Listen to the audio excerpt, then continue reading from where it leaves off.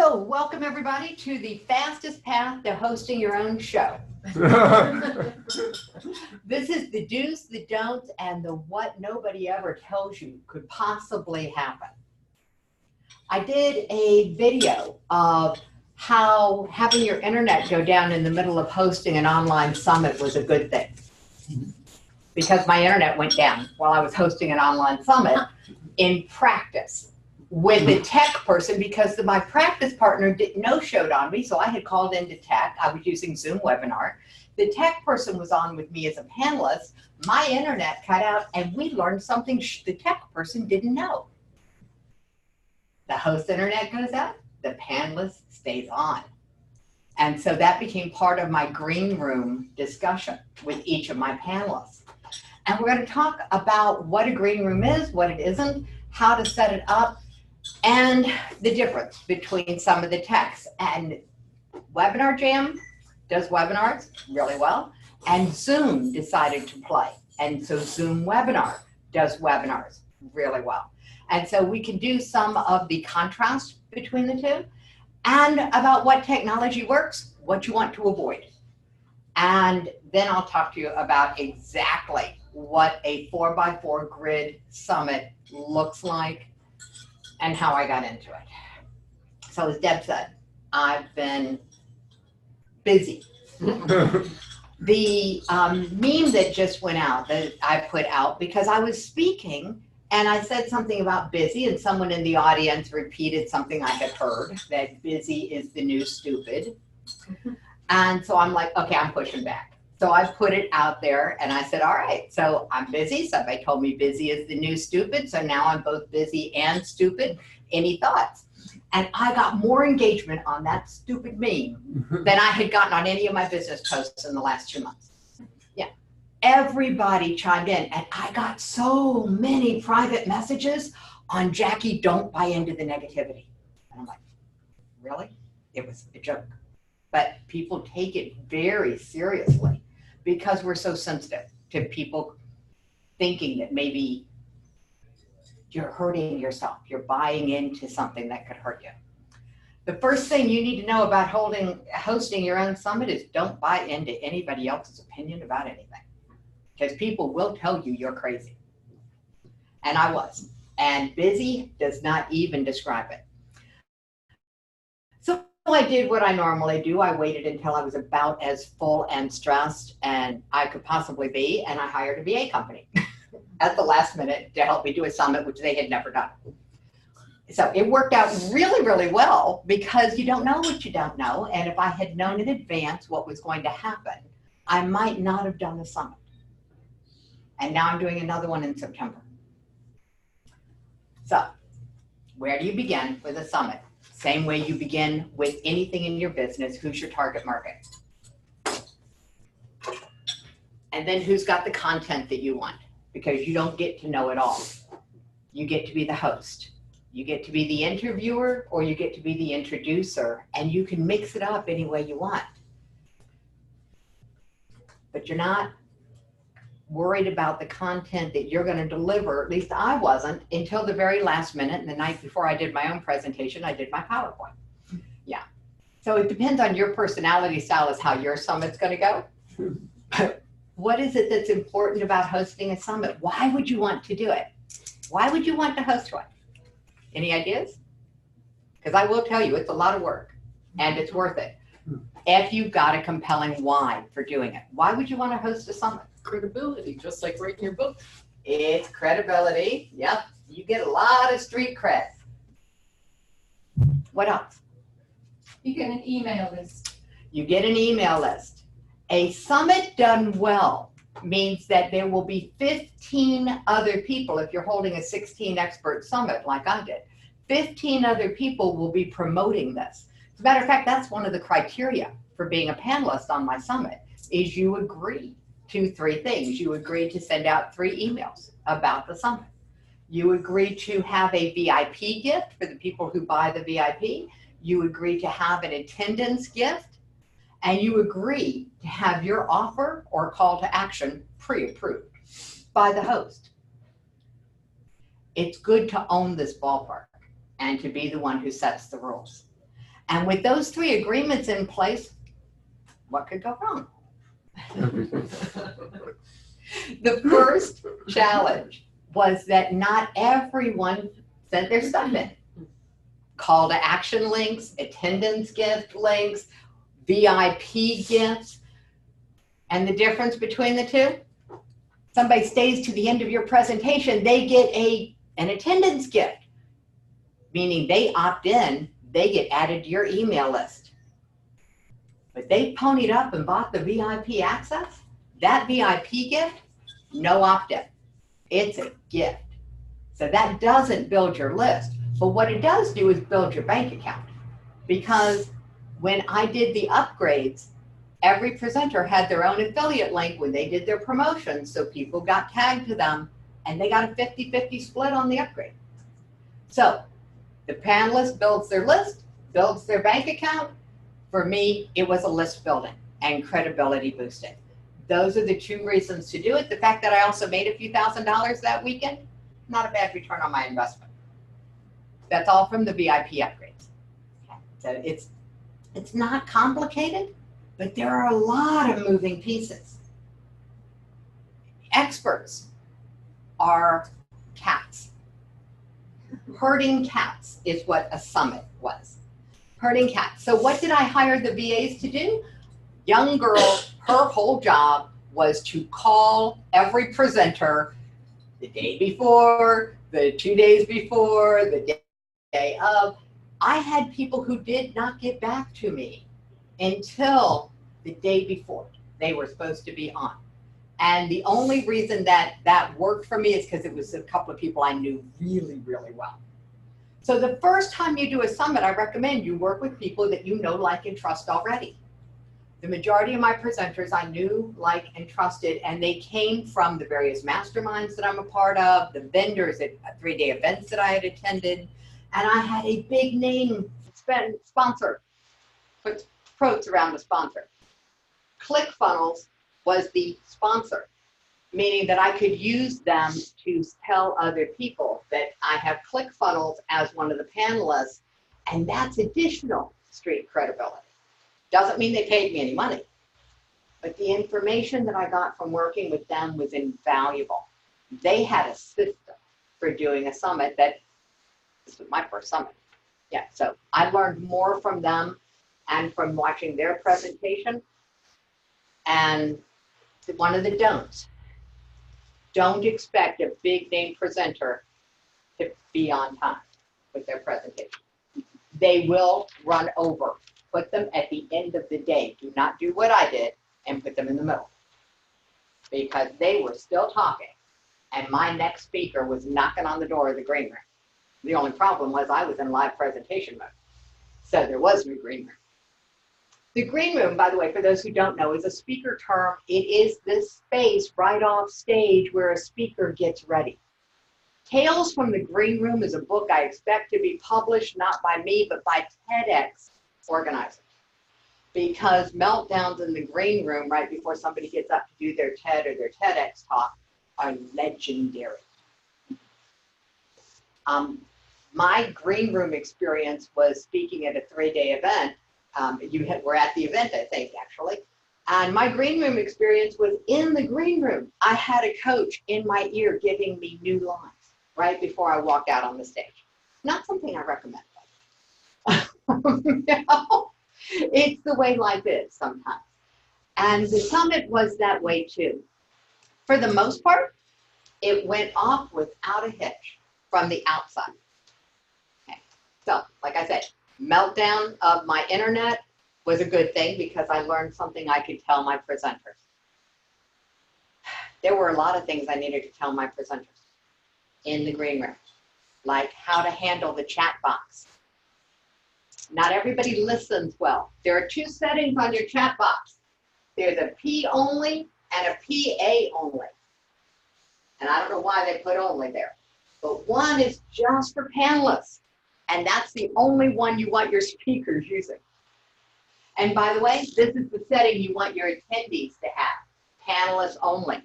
Because when you're doing a summit, you do not want your attendees to be able to see the chatter that's going on. You want them just focused in. And that's why you don't want to use Zoom, and you do want to use Zoom Webinar. The settings are very different. So, what else did I have to tell them in the green room? Besides, don't pay attention to the chat. Believe it or not, I had to tell them to remind me to record, because I didn't want to do a lot of post-production on my recordings. So I wasn't recording the green room and things I would have to edit out.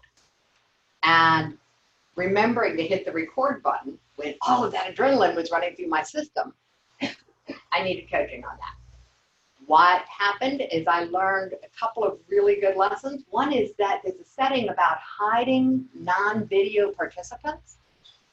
And what that did for me was it allowed me to have a VA live in the room on a panelist link with their camera off and their microphone off, and they could hit record in the green room, and we had a backup recording from that moment on.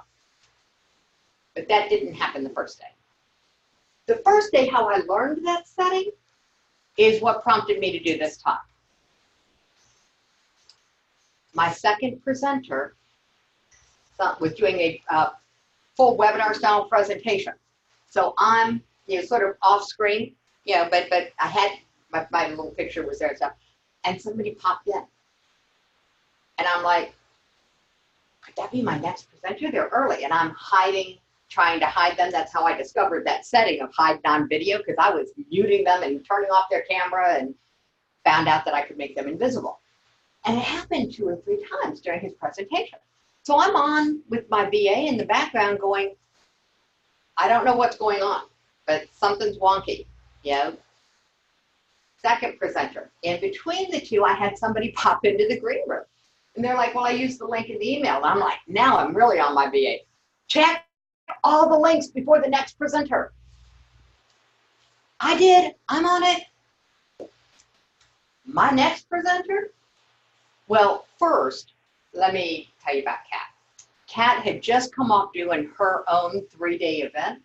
She had not gotten me her links until as she's coming into the green room, and I'm running through the green room checklist with her, and she's looking through, loading her PowerPoint because she's going to do a presentation style, and she realized she'd updated the wrong PowerPoint.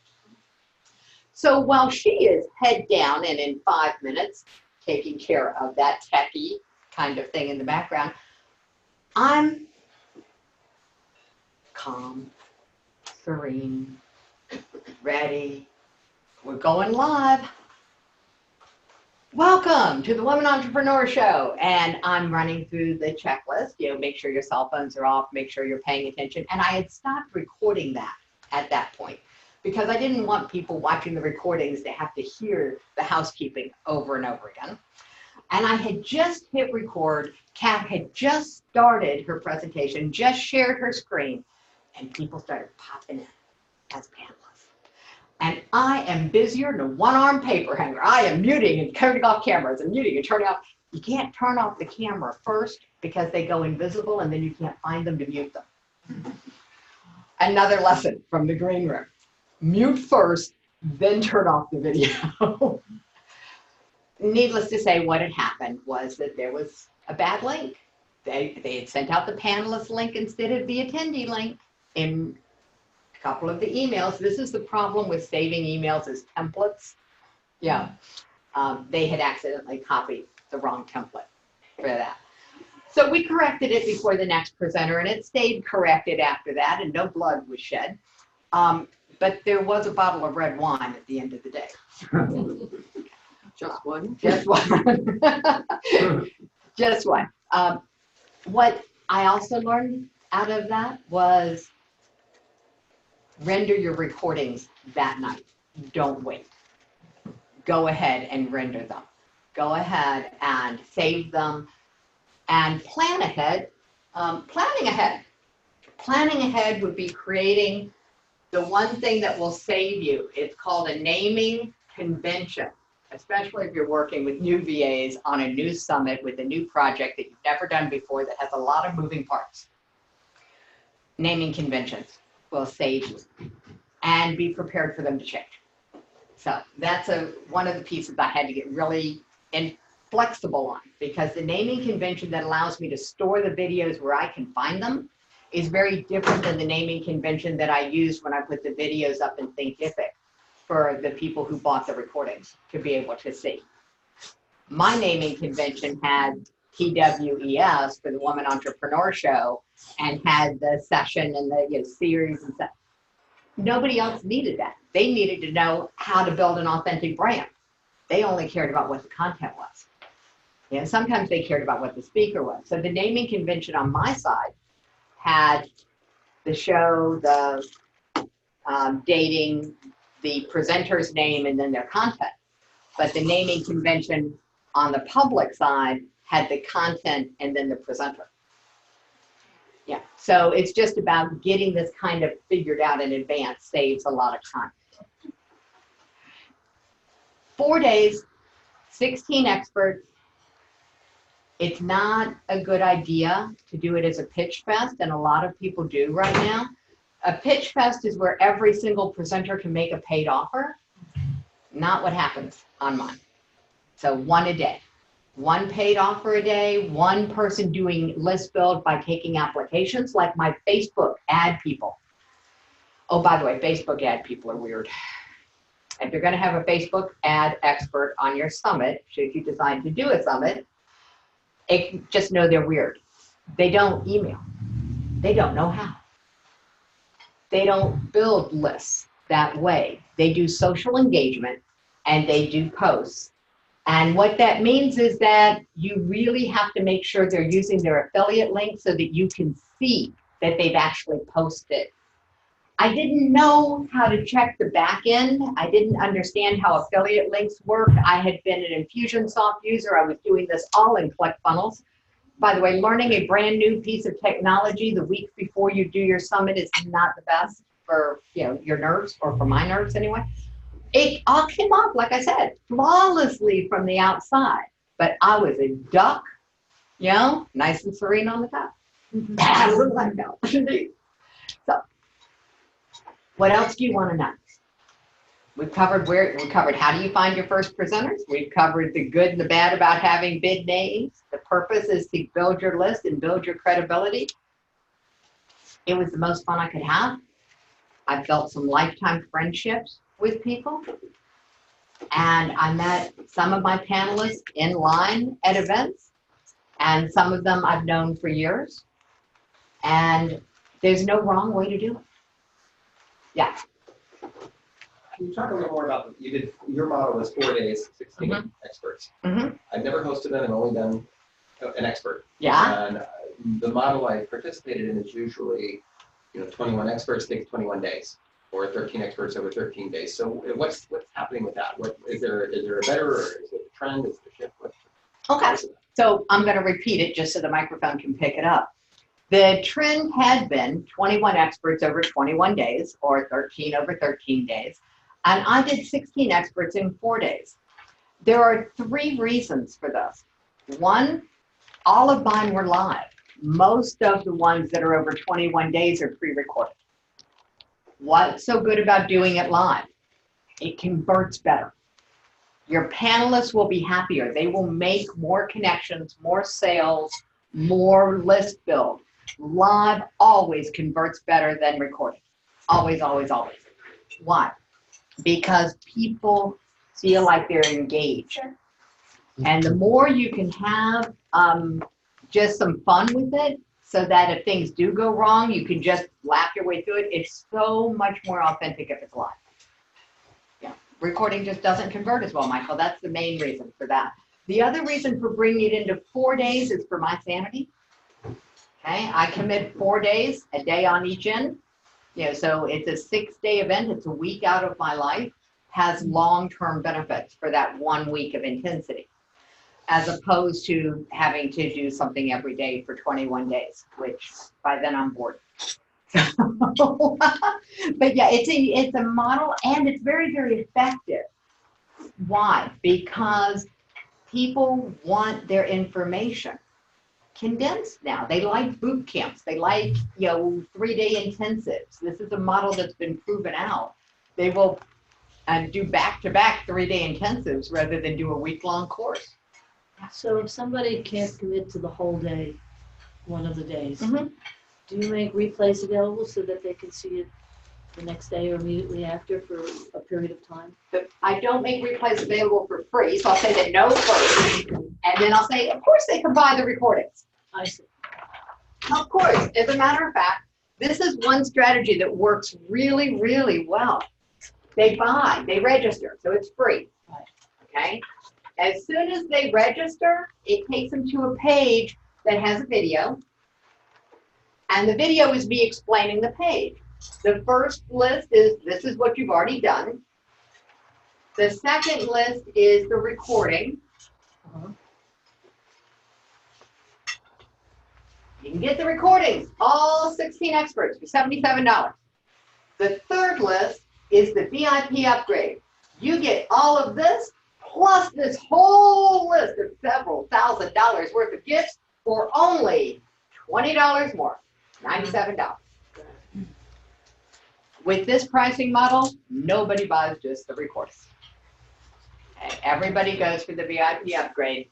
All of your panelists are happy because their VIP content is being consumed. All of your guests who opt up are happy. Oh, by the way, any guesses on what percentage of people will buy the VIP out of your registration? 10%. 10%. I got 10%. Anybody want to get another bid? Bidder, bidder, bidder, bidder, bidder. We got 10%. 10% will go for the VIP. Who's got another bid? 50. 50. I think when I'm a consumer, I buy it half the time, so.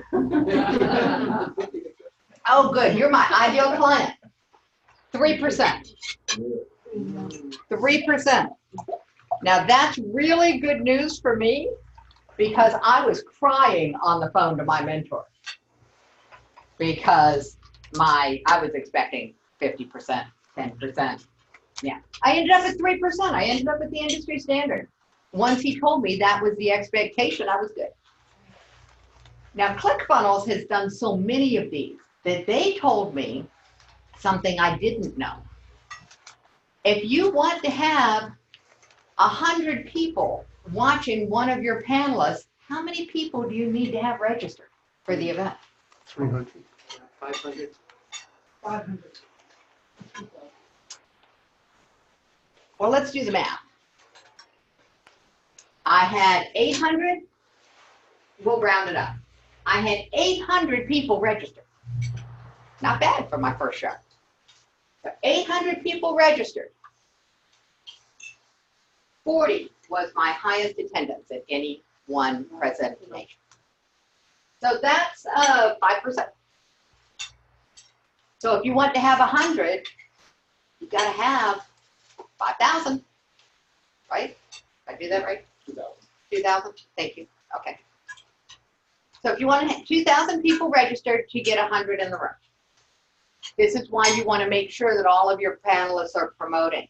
And the way to make sure all your panelists are promoting is to assume that they're not going to. Assume that they are not going to without being reminded. Assume they are going to forget. Assume that even if they scheduled it, even if they gave it to their VA, even if they promised, that they are not going to. And so you let them know in advance that there's a feedback loop. I love Marshall Goldsmith's book, Triggers, because he talks about feedback loops. It's one of the best books ever written on how to get people to do stuff. I had come into it from the assumption that I was dealing with professionals. Like I said, a lot of these people I knew, like, and trusted. Not a good idea. You want to trust them to be human and set up feedback loops. Okay, so I absolutely trust them to be human, and now I have feedback loops. A feedback loop for my mentor is on the day that that email is supposed to go out, he just checks into the affiliate back in. And if he doesn't see something clicking back there in any one person's affiliate link, he's on the phone with them. He's shooting them a text message. He is simply reminding them. He has this wonderful attitude of, I'm just going to remind you, and you're going to know I'm going to remind you, and I'm going to keep reminding you, and you're going to do what you said because that's what you said. And he just, no animosity, no judgment, no shame, no, this guy is amazing. And he just, and thank God I have him to fall back on, because my next one, will go a lot more smoothly. Yeah. Even with templates, even with training on it, you're not going to be able to absorb everything. So you learn as you go. So, I mean, you don't really care how many people attend live. What you care about is how many people buy. I care about how many people register. I don't care about how many people buy. I care about how many people register. Because then it's just numbers. Because it's about building my list and building my credibility. So I care how many register. If I now for my next summit, when I can say, hey, my last summit, we had 800 people register. That gives me a different level of credibility than I'm hosting the Woman Entrepreneur Show. Now I'm a host of the Woman Entrepreneur Show, and our next season is. And in our last season, we had 800 people. This makes it easier to work with people at a higher level, and that means I can bring higher level content to the next show. And that's always what I'm looking for. This first show, I didn't ask the people who I would hire as a mentor. I asked the people who my mentors would hire as a mentor. And I had founders, like I had the founder of the Holistic Chamber of Commerce on, Camille. She's a lovely lady. It's a great organization. There's a local chapter. I asked the local chapter president to let her know that I was putting together this show and she might want to be on it. Yeah, worked out beautifully. Yeah, it's not always about the size of the list of the person that you're talking to. I will take a small engaged list over a large unengaged list any day of the week. And that's why I made my own rules and I granted exceptions. Oh, the bigger the name, the less likely they are to promote. Why? Because they do webinars all the time and they would burn their lists if they promoted all of them. So the bigger the name, the less likely they are to promote. What you really sweet spot is the person who is not quite a household name. They might be an industry name, but not a household name. Because they're still hungry. So is it just the promoting is through what? Mostly email. What about LinkedIn? It can be from Facebook? all of it. It can be all of it. So do you know what the return on doing, say, LinkedIn is? There's not a good metric for tracking unless the person who's doing the promoting, your panelist, actually has the ability to track those metrics in their social media posts, like my Facebook person did. They could track their engagement in any way, shape, or form, but there was only one problem. They didn't promote. So, no problem. They won't come back on my show. And it means I don't have those metrics. So I don't know of anyone who tracks it that minutely on consistently other than people that are social media groups. And I'm sure there's statistics out there. The truth is that email marketing still works. It's not gone. So what else do you want to know about the green room? Well, I'm wondering, I do executive coaching and I work on this division. I've thought about this before, but is there a certain demographic that seems to be open to some others? Yes, the same demographic that's open to personal and professional development. Caucasian women between the ages of 35 and 65. They spend the most money on personal and professional development than any other demographic. And it's the same for some. That started shifting, but I think it's shifting back. I think it's shifting back. It started shifting. It started shifting in demographics. It started shifting in other ethnic groups. But it didn't stay that way. It is really just, yeah. So professionals are not a target for this.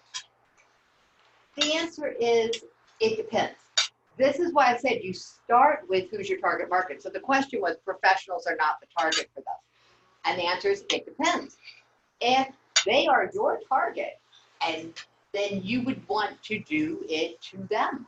This is who you would target. And then you would be looking for panelists who have an audience match.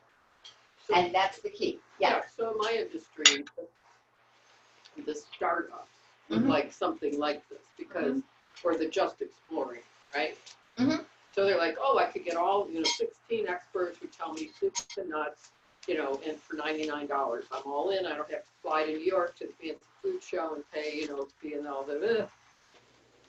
But, to your point, the people I really want to work with that have been in business 15 or 25 years, who have reached a plateau and, can afford to keep me on retainer for months, Mhm.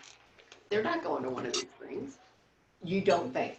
But they might do a one-off, wouldn't they? Say, A so one-time presentation? No. if you do, okay, so we can ask them, you want, do I'm the not- market. I'm not debating you. I'm No. helping to answer her question. Yeah. Again, it's gonna depend. And the reason I say it depends is because there's been a huge shift among professionals consuming content on YouTube. So telesummits, no. Web summits, yes. I mean, recorded, Yeah, not live. well, if it fits their schedule, they show up live, but yes, mostly it's recorded ones.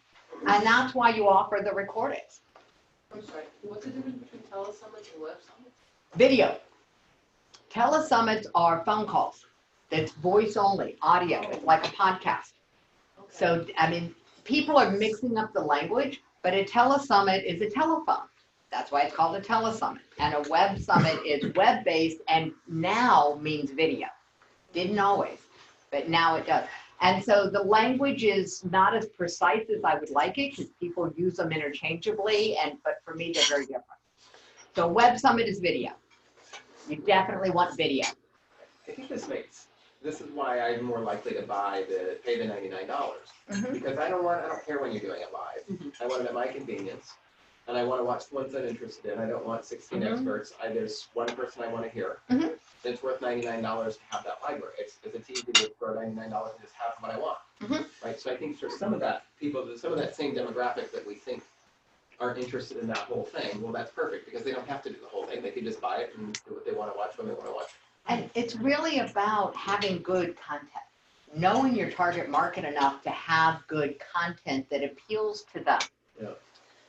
On the other hand, there's a professional conference that I do online. There are two organizations in the same content area. And I'm on my third year of doing both of them. And they schedule them on Friday, Saturday, and Sunday.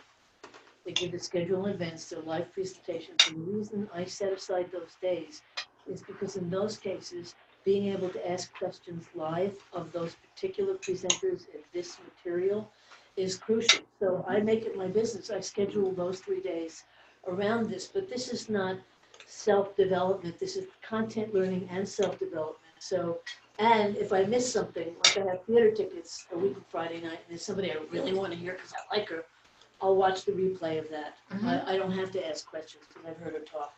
But so And that's the depending when you engagement piece. schedule also can Mhm. make a difference. It absolutely does. Scheduling is key. Content is key. And content is only key if you've got a good audience match. So it all comes down to who's your primary audience, who are your content who already speak to that audience at a high level, and then you can build out. What is it that your market wants to know? Now, to be fair, the thing I'm talking about is very woo-woo science Mhm. research-based. So they're presenting actual research and discussing. So there's an intense learning curve that you don't want to miss because you want to ask questions. It's not about developing new skills as a coach. It's a whole other area, and it Right. works really well for that.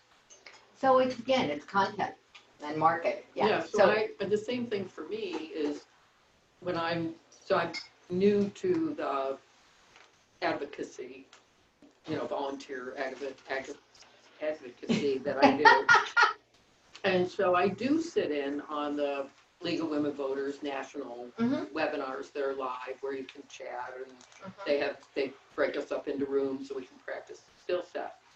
But that only reinforces what I was saying. If I knew how to do this and could teach the thing, I wouldn't be sitting in the audience. So it's a new skill set And what are the protocols and what are the common logo, lingo, terminology, so that I get caught up in that. But I think, I don't mean to be argumentative here, but I think what Leslie does and what I do and, what executive coaches do is, if I sign up one client, right? Let's say it's $10,000 a year. I have to talk to that person. I have to find out what they're individually needing. And then I have to customize the content that I'm going to present to them over the year for them. Right, which has nothing to do with the marketing. So you're talking about let's try apples and apples for just a second on that one, because what you're talking about is absolutely true. My one-on-one clients, I have to have a conversation with them before I'm going to be willing to consider them as a client and before they're going to be willing to consider me as a client. It's a one-on-one, very intense conversation. But when it comes to marketing, it's different. And so my high-end people on my summit weren't trying to sell their services on the summit. They were delivering excellent content. And if people wanted to have a one-on-one conversation with them, they had an application. People could apply for that because a one-on-one conversation has value. They were not giving it to everybody. People could apply for it. It is about showing some respect for yourself and the skills that you bring, as well as showing respect for the people who, what they really want. So the key is in just wondering into who would have the same target market that you do. All of you all in the room have done some work. You know who your ideal client is. Who would have the same ideal client that you might want to have a conversation with about even just doing a joint interview with each other? This is a mini summit, by the way, just to partner with one other expert and do 2 interviews, one where you're interviewing them, one where they're interviewing you. Then you have that recorded material. You can put it on a website. You can use it to invite people to an application. You can use this content and you can test the water in your market, because I will guarantee you that thinking I knew cost me a lot of time. What I found was that I didn't have to do anything except suspend judgment to be able to get this done. I had to not be attached to what I thought was going to happen, to what I thought the outcomes were going to be. Because if I was attached there, I wasn't present, and I needed to be present to host this. So that's the other key, is that if you're doing it live, you have to be present. You have to have all of your distractions out of the way so that there is nothing else going on. And by the way, Southwest Airlines is my best friend. Because 2 days before the summit, I was in Vegas, and my God, Mark was in Reno. And he was flying from Reno to Vegas, and I was getting on the plane with him, because when we fly together, one of us flies free. We like Southwest a lot. I'm in the airport in Vegas, and I get a text message from Mark. His plane's got mechanical failure. They have just taken them off, and there is not another plane out of Reno. And the people he was staying with are friends of our family. She's still having some issues, and so he might fly out tomorrow. He ended up staying another week. So when I did the Woman Entrepreneur Show from my home studio, there was nobody else in the house. It was awesome. So Southwest is my new friend. So yes, Mom. I'm just trying to tie a couple of things together here. And so it's to do with content, it's to do with marketing, it's to do with credibility, and it's to do with being very respectful of who your potential participants might be. Trying to think what the word would be. Okay, so attendees and panelists. Yeah, attendees, thank you. You're welcome. And so I totally agree with you, content is king. And so when you're promoting, and you're promoting your 16 people, so the potential attendees will come to a landing page. Nope. Okay, I think I know where you're going, but yeah. Okay, so when let me just get to the crux of yeah. it, because one of the things that I like to think that's equitable is that if you are a guest speaker, that people can click on your image and it goes to their website. And I know most of these kind of events don't do that because it's owned by the host. They don't do it because it doesn't work. Say more about that. It doesn't work for the summit model. But if you want to know the credibility and you want the content, wouldn't you want to know more about the speakers? The answer is yes, and you get that after you register.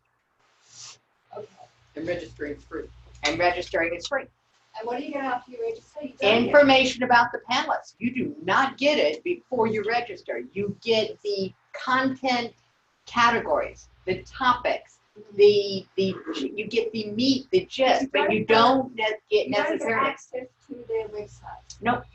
You do not get access to their websites, and you don't want people to have access to the websites. You want them to come to the show. It's about being really clear about your intention. The intention is to come to the show.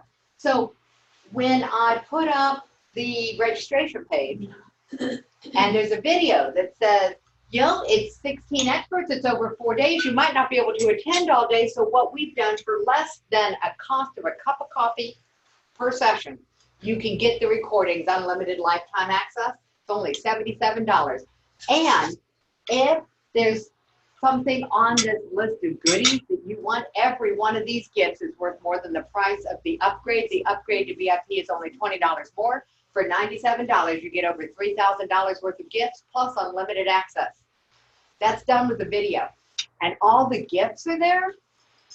And the people or the content, what that gift is about, what's so good about that, what the value of it is, but not a link to their website.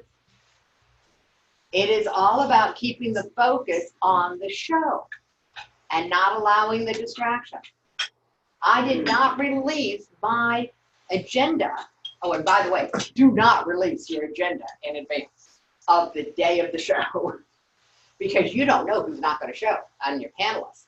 And you tell somebody that you've got a content that they're going to want coming up at 2 o'clock on this particular day, and that's the person who wants to change their time. Oh, and that did happen too, by the way.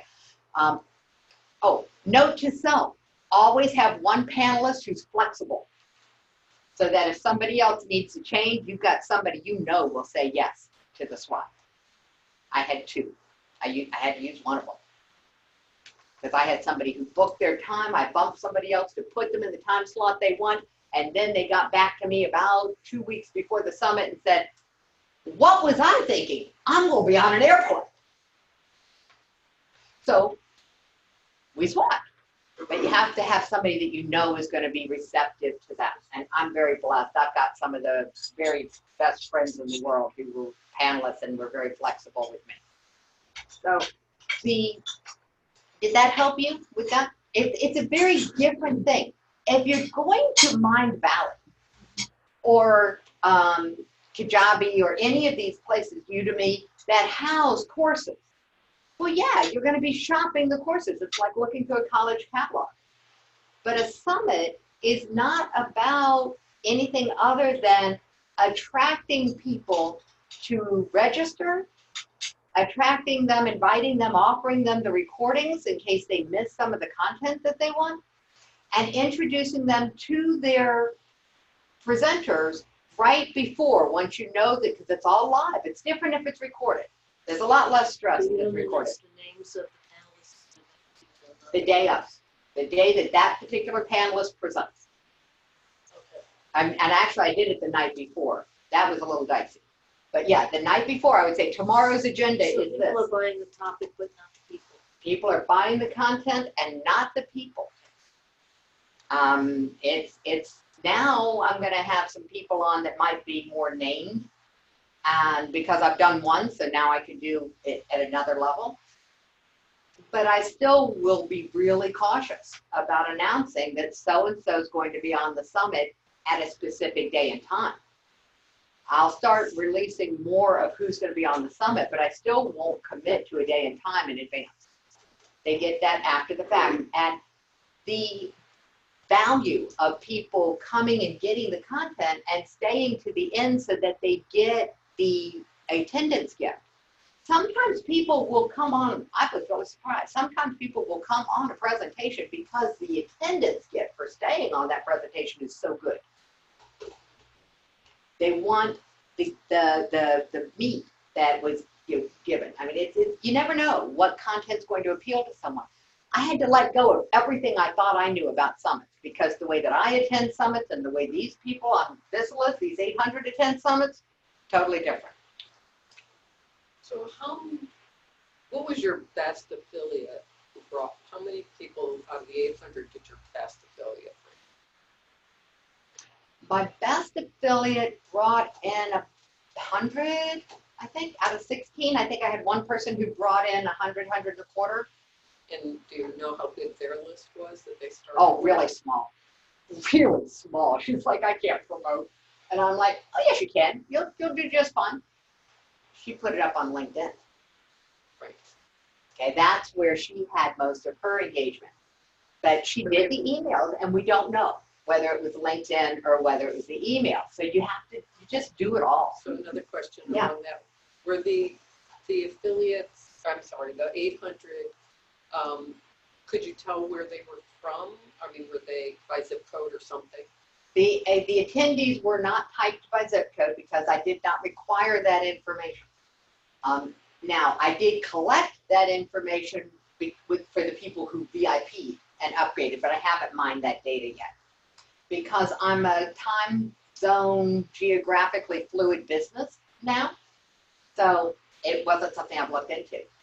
Well, my question around that is if you had an affiliate with a small list and she was able to get 100, 150 people by putting it on LinkedIn, then my next question is, were these people that were far-flung or were they also, attracted because they knew her locally, but maybe she didn't have an email for them, but she was LinkedIn connected?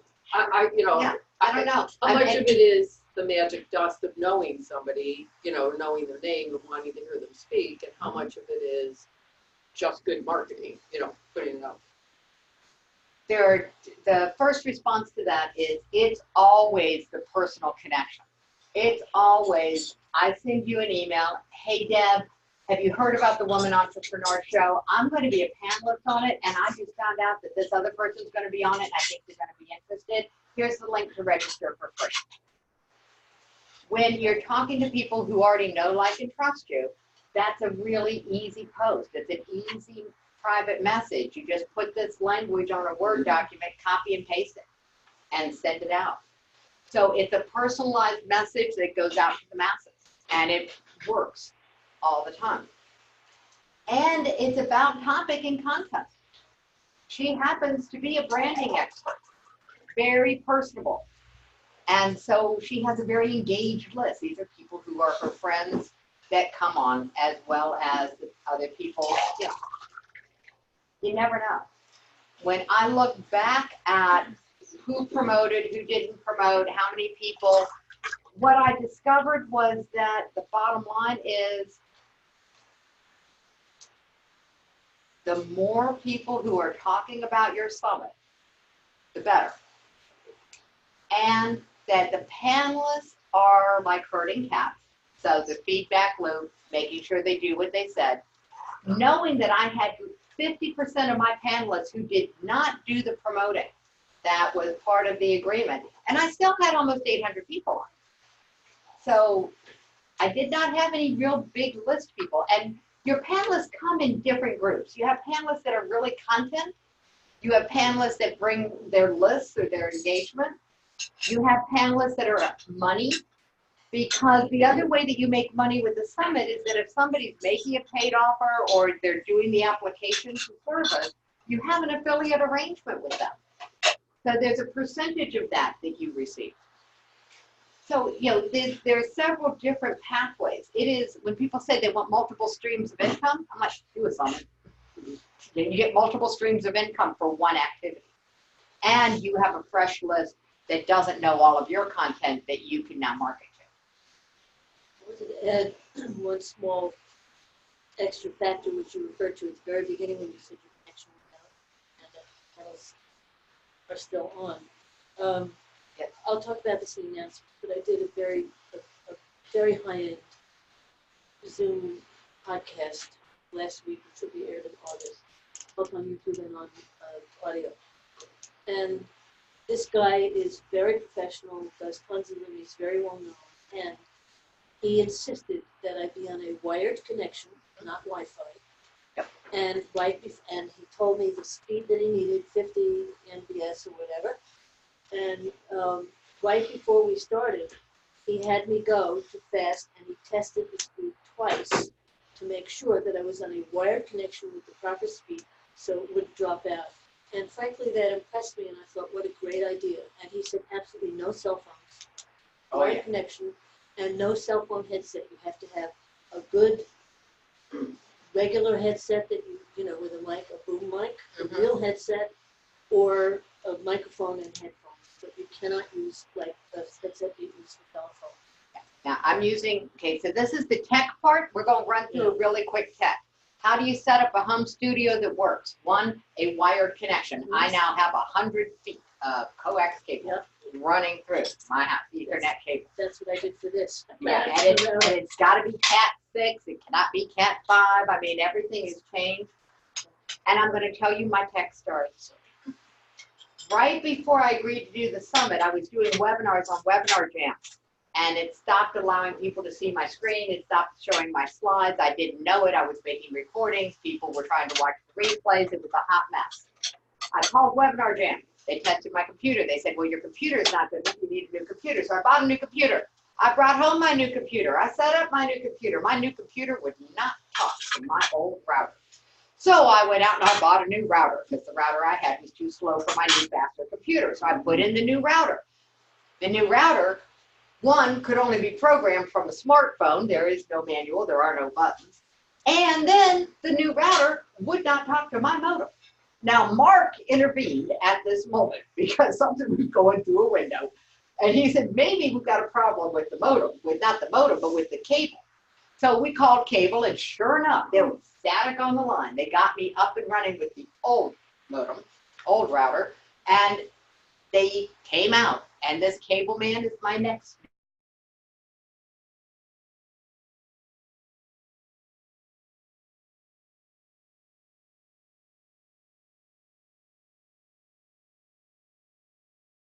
program, the new router. I went to do the summit, and then I needed the hardwired connection.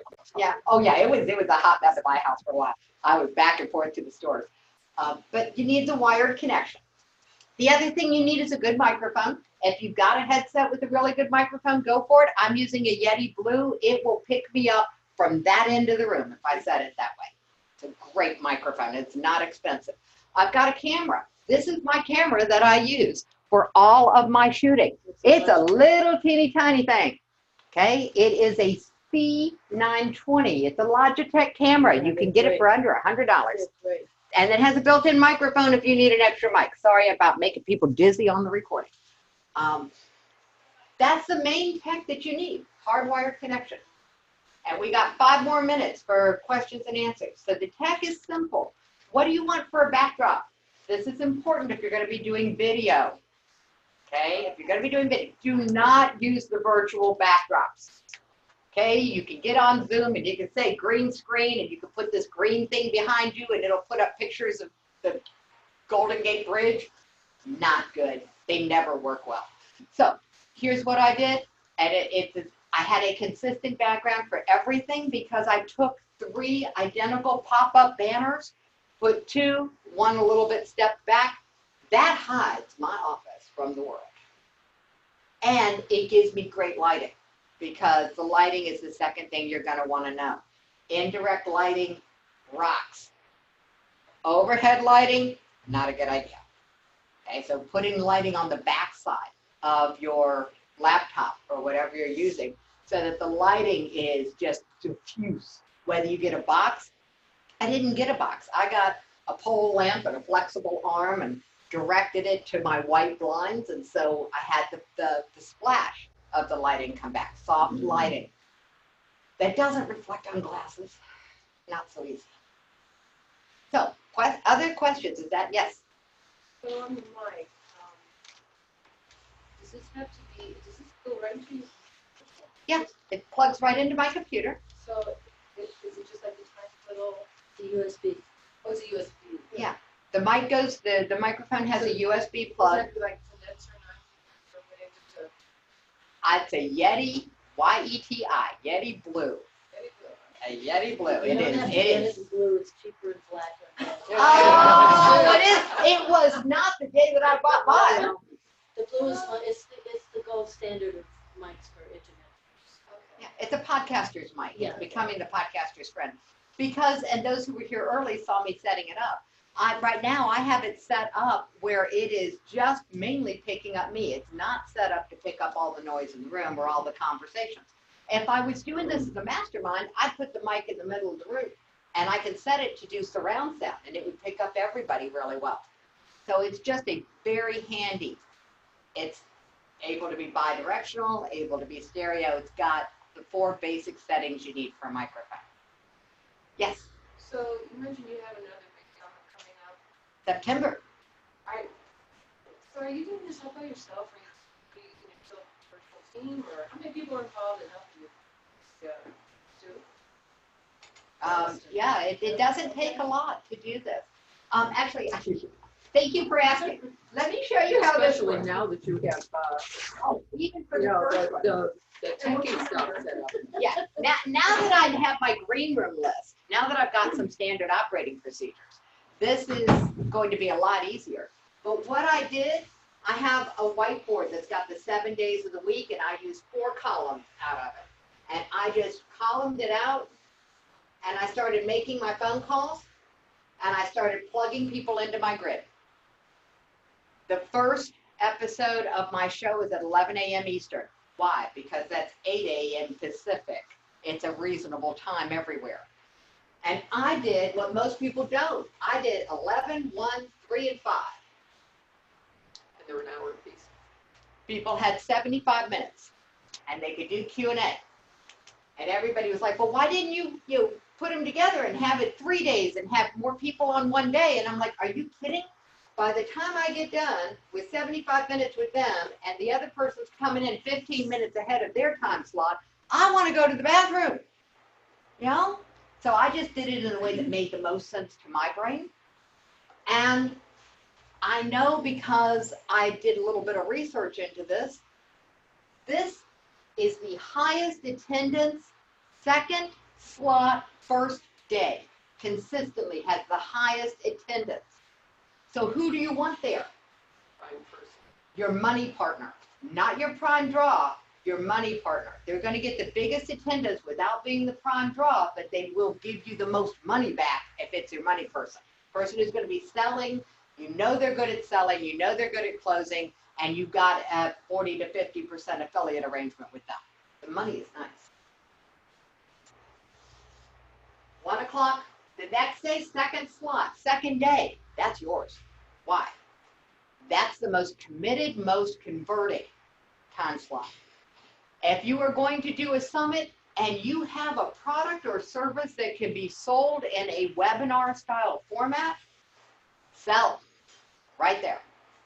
By then, you have interviewed or introduced 5 other experts. You have the highest credibility of anybody in the room.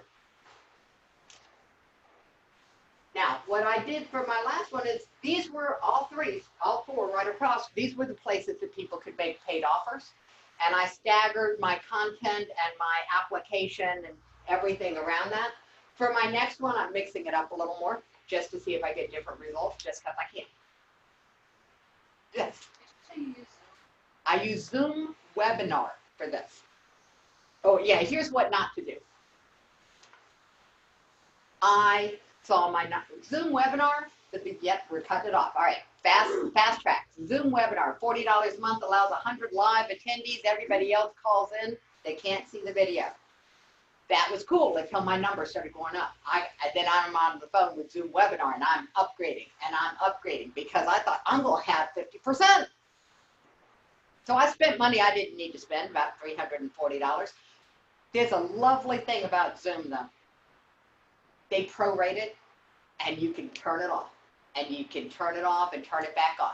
So, yeah, I'm back down to $40 a month, and I'll be back up maybe a little. But we'll see. If I get a couple of thousand people registered for my next one, I'll upgrade again. If it's 1,000, I won't, because now I know. You don't know what you don't know. And I hope this helped you know something you didn't know today. And thank you very much for being here. And we're going to Thank you.